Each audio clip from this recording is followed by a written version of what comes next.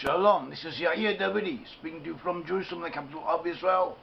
I'm speaking to you on behalf of Brit-Am Hebrew nations. Our movement finds the lost 10 tribes amongst Western peoples. We prove it. That is what we do. We work at it, we research it, and then we publicize, we reveal the results of our researches, and we then, as well as this, we work towards reconciliation between the Jewish people and the 10 tribes of Israel. It's when 10 tribes of Israel amongst Western nations. Originally there were 12 tribes of Israel. They split into two different sections. The majority of the Israelite tribes were taken into exile by the Assyrians, lost consciousness of their identity, and in stages they moved to the west. This is what the Bible says, this is what rabbinical sources say, this is what secular evidence confirms. And we bring all the sources together and show this. And today we are going to talk about the people of the Netherlands. The Netherlands, also known as Holland, even though technically speaking Holland was only the name of a western province of the Netherlands. It is popularly accepted as an alternative name, a synonym for the Netherlands in general. And we find Israelite nations to have settled in the west, as we said. One of the places they settled in was the Netherlands. And amongst the Israelites who settled in them, we can see that there was a concentration, there was a predominance of elements pertaining to the tribe of Zebulon, the Israelite tribe of Zebulon. Zebulon, Zebul in Hebrew means house, a home, a dwelling, and on connotes strength, the strength of a home dwelling. Even so, it was prophesied that Zebulun would be an outgoing tribe, a seafaring tribe, and that he would dwell on the shores of the sea. And other aspects were predicted concerning Zebulun, and these two were fulfilled. And we prove it, and we have proof of it. So we have also rabbinical evidence. If you go to a Jewish synagogue, if you look on the walls of the synagogue, or if you look on the curtain covering the ark, the cupboard where the scrolls, Torah scrolls are kept, you will usually see designs concerning the 12 tribes of Israel. Each of the individual tribes had its own standard, and you will see that the tribe of Zebulon is depicted by a ship. And according to the Midrash, a ship was the symbol of Zebulon. And so too, a ship was a traditional symbol of Holland, of the Netherlands. When Jacob blessed the tribes before he died, he said, concerning Zebulun, he said, as it is translated, Zebulun shall dwell at the shore of the sea. He shall be a haven for ships, and his border shall be at Zidon. See Genesis chapter 49, verse 13. In the Hebrew original, as we said, this is correct, but we would amend the translation. The translation could be more exact. It says Zebulun l'chof yamim yishkon hu l'chof aniot. So this more correctly means that Zebulun shall dwell on the shores of the sea, on the seashores. Zebulun shall dwell on the seashores. This is what he does. It also says, he shall be a shore or a haven, a place of entry, as if to say, for ships. And the coast of Holland does serve.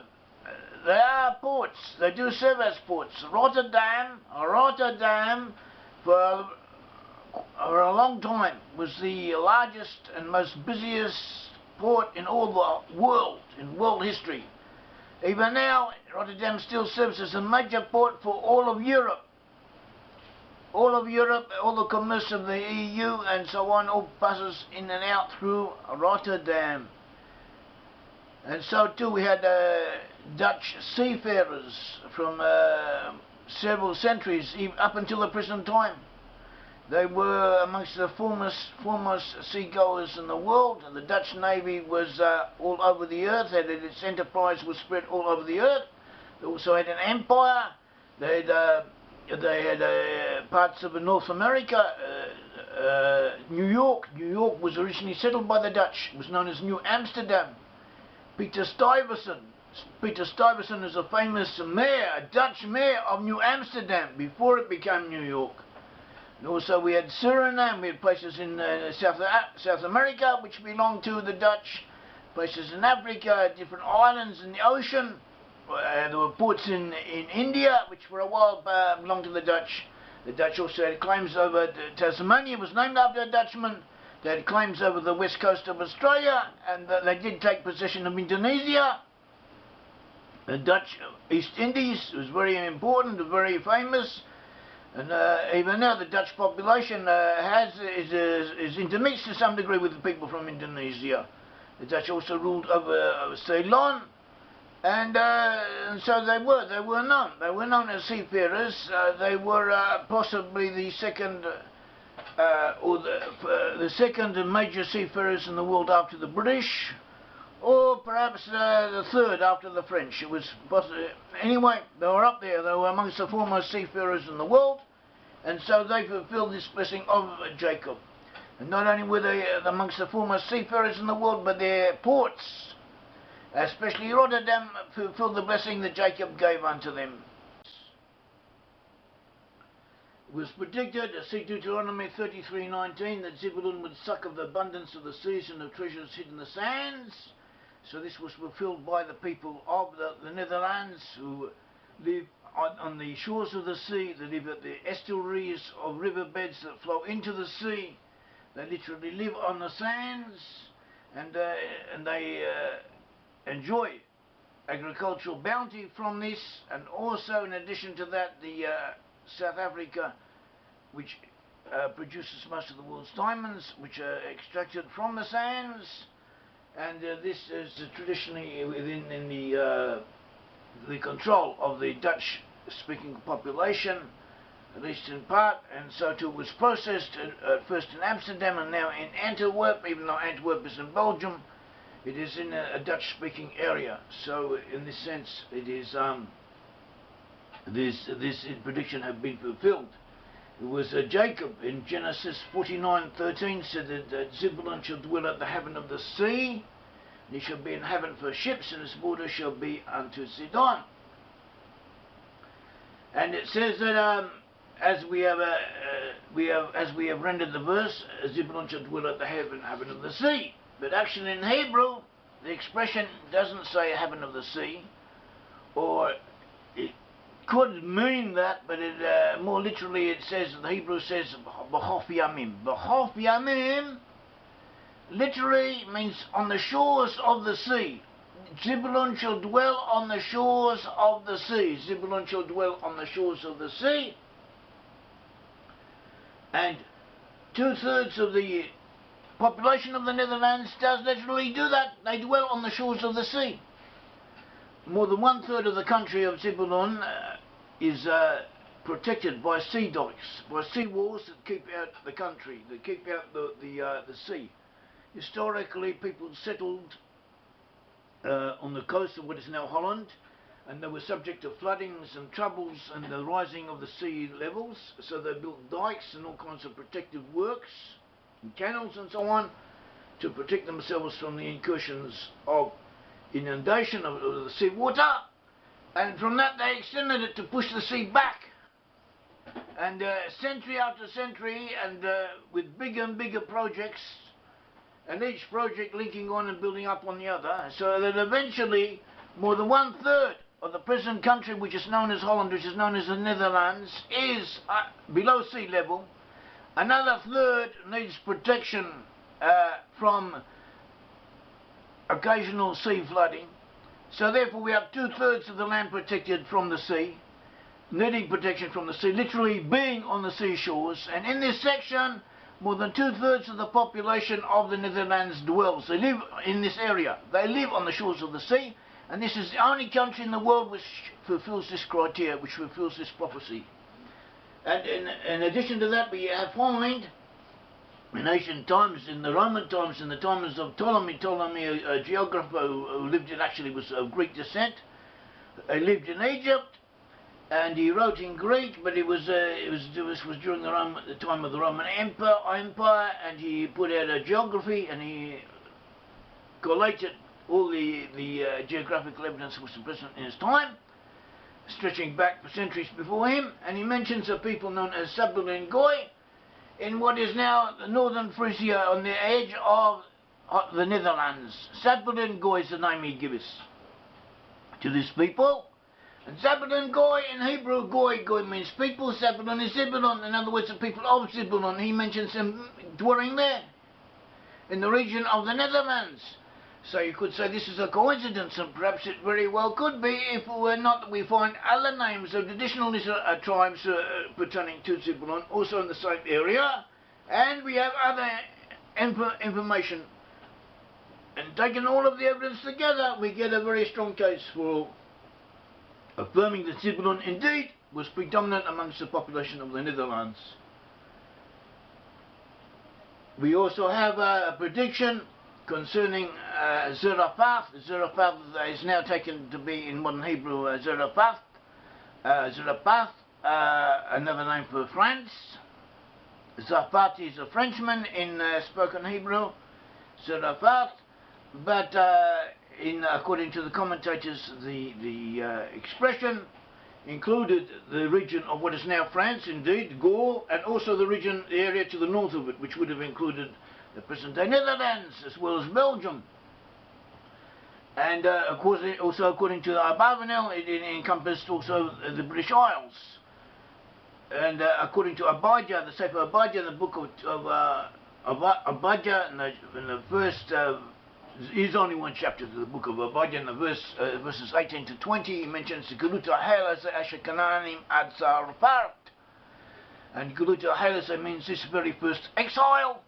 And and this very first exile is referring to the exile of the 10 tribes, which will be from the area of the Canaanim, which according to tradition were in Western Europe, until Zarephath, encompassing Zarephath, which meant France, and it also, according to Rashi and according to other commentators, the areas to the north of France and the British Isles, and all of that area was to be part of the 10 tribes, pertain to the 10 tribes according to this tradition, and it encompassed the area of Zebulon. And indeed we find in the Geneva Bible of Calvin in 1599, apparently he consulted with Jewish sages when Calvin wrote this translation, and he says that he implies that by Canaanites, by this area, the Jews say that the region of Holland, of the Netherlands, is included. By the Canaanites, the Jews mean the Dutchmen, and by Zarephath, France. That is what he says.